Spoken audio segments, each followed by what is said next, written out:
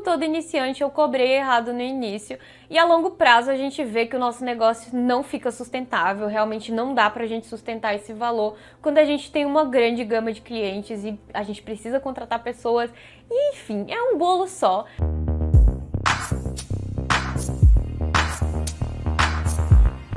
Não gosto de montar pacotes, eu não gosto de dividir o serviço de social media, porque eu vejo muita gente que vende aí 20 posts de social media por tal valor, 10 posts tal valor e acaba criando vários grupinhos. Na maioria das vezes o seu cliente ele vai preferir o pacote mais barato. E nem sempre o pacote mais barato é o que vai atender a necessidade dele. Então isso já começa o seu pior problema da vida.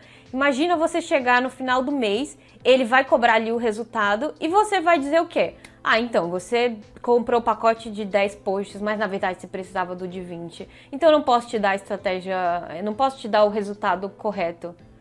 Que isso, gente? O seu cliente vai olhar pra você e vai dizer: querido, então não tenha o pacote de 10, comece pelo de 20.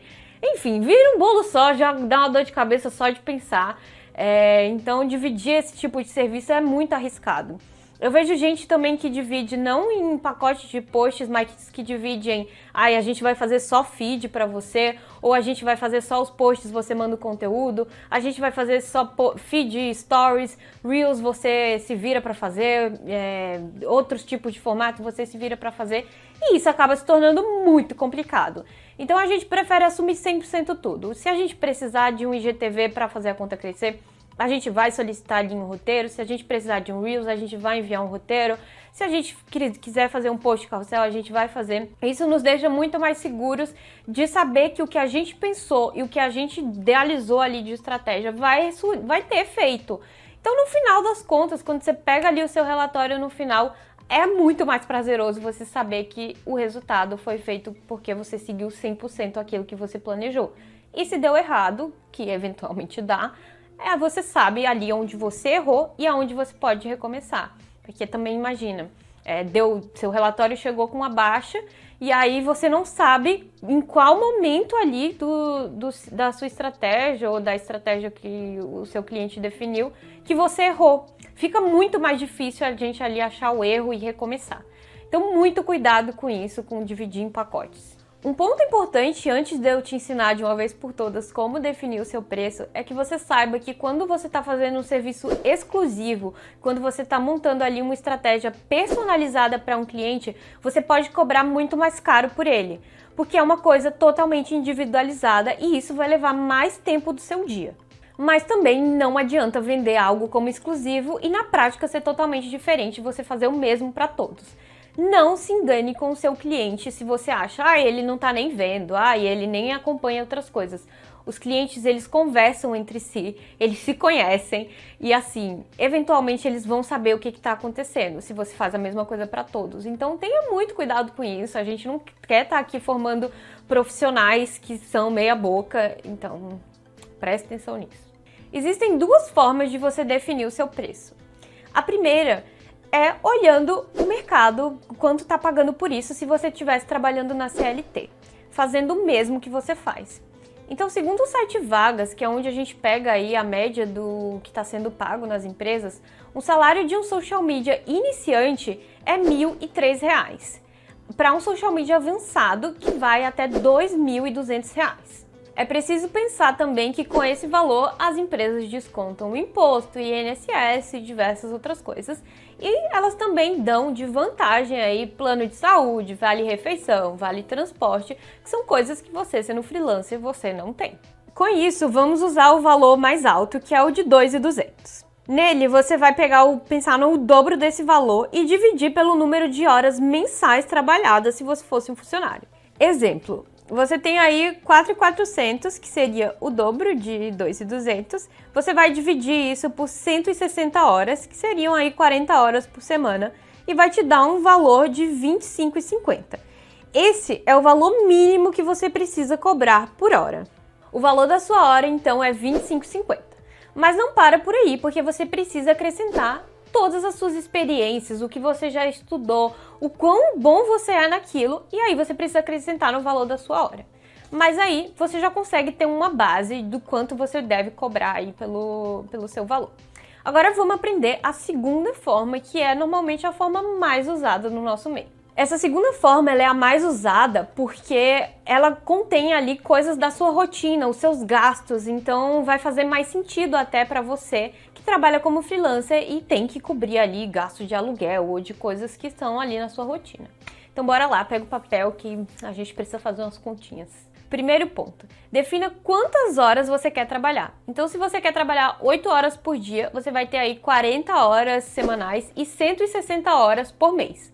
Guarda aí esses valores. Segundo ponto, defina os seus gastos mensais. Então aqui vai entrar aluguel, despesa com funcionário, imposto, tudo que você tem de gastos que são fixos mensais, você vai colocar aqui. Vamos colocar aqui um valor de R$4.000. Terceiro ponto, defina os seus gastos variáveis, que são coisas que você paga, não precisa pagar todo mês, como por exemplo um aplicativo que você investiu nesse mês, ou em uma filmagem a mais, uma sessão de fotos, aqui você precisa ter uma média. Vamos colocar aqui uns R$2.000. Então aí você tem R$4.000 de gastos fixos mensais, você vai pegar esse valor e vai dividir pelas 160 horas, que são as horas mensais de trabalho. No final você vai ter aí R$25. Depois você vai fazer um outro cálculo que é dos gastos variáveis mensais, né, os R$2.000, dividido pelas 160 horas mensais de trabalho. Você vai ter aí um valor de R$12,50. E aí a gente vai fazer um outro cálculo. Vamos somar os R$25 mais os R$12,50, que vai dar um resultado aí de R$37,50. Esse é o valor mínimo que você precisa cobrar por hora. Mas não para por aí. Agora você vai definir o quanto você quer ganhar por mês. Então, exemplo, R$10.000. Você vai pegar esses R$10.000, dividir por 160, que são as horas mensais de trabalho, que vai te dar aí um resultado de R$62,50. R$62,50 vai ser o valor por hora que paga o seu salário, mais os R$37,50, que é o valor mínimo para pagar as contas. Isso vai dar aí R$100. Porém, assim como eu falei na primeira forma, você precisa acrescentar aí também os seus estudos, o quanto de resultados você tem já nessa área, o quanto de experiência, de bagagem você já tem nessa área, e isso no final das contas é o que mais pesa. E agora, eu vou te contar o quanto eu cobrava no início quando eu era social media, e eu vou te assim implorar para que você não cobre menos do que R$500, R$600. Gente, o negócio precisa ser sustentável a longo prazo. No início, eu cobrava R$300. Não! Então, assim, não ia me levar muito longe, né? Então, eu pensava que quanto mais pessoas eu tivesse um volume grande, eu ia dar conta e, enfim, seria ótimo para mim. Só que quando a gente trabalha com estratégias individualizadas, cada cliente toma muito do nosso tempo. E aí, à medida que eu fui pegando ali, que meu máximo foram ali 15 clientes, eu vi que eu tava surtada, que eu não dava conta. E era muito difícil contratar alguém com um salário decente, né? Porque também não adianta contratar alguém para estar ali ganhando uma mixaria e, enfim, a pessoa não tá satisfeita. Nunca foi a minha intenção fazer isso.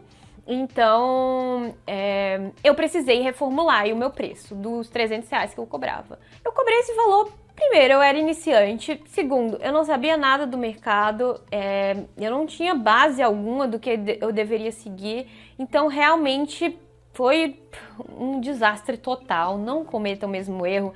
Não ache que as pessoas acham caro o seu preço, porque elas só vão achar caro se realmente elas não te valorizarem. E se elas não te valorizam, é melhor não ter, não é mesmo? Coisas importantes também para levar em consideração, eu cobrava um valor de R$300 e eu nem sequer tinha um MEI, era tudo assim nos freela bem doidão mesmo, não emitia nota fiscal, eu não tinha despesa com funcionário, eu nem sequer tinha as contas divididas entre empresa e pessoa física, era tudo uma doideira só, então à medida que eu fiz o reajuste, realmente eu separei as coisas da empresa e obviamente quando eu fiz esse reajuste que eu fui anunciar para os clientes, eu vi realmente que quem valorizava o meu serviço e via que aquilo valia a pena, só fez ok, tudo bem. E os que não valorizavam deram ali seu belo surto de meu Deus do céu, que louca, aumentando aí uma coisa. E olha que eu aumentei R$100, gente, não foi tipo um aumento de o dobro, eu aumentei R$100. Então, nessas horas que eu foi um ponto assim inicial para mim para ver que tem clientes que vão valorizar o seu trabalho e é com esses clientes que você tem que ficar. Você não tem que se importar com quem tá te deixando ali, que tá reclamando do seu serviço. Então, não seja influenciado por isso, não diminua o seu valor. Tem um cliente que pode te pagar e ele vai te pagar e ele vai ficar satisfeito de pagar esse valor para você. Eu sei que a sua cabeça provavelmente deu um nó com esse tanto de informação. Realmente precificar o nosso serviço não é o momento mais fácil e definitivamente não deve ser feito ali no calor do momento, quando um cliente pede um orçamento. Você precisa dedicar um tempo para fazer isso. Então anota tudo, faz com calma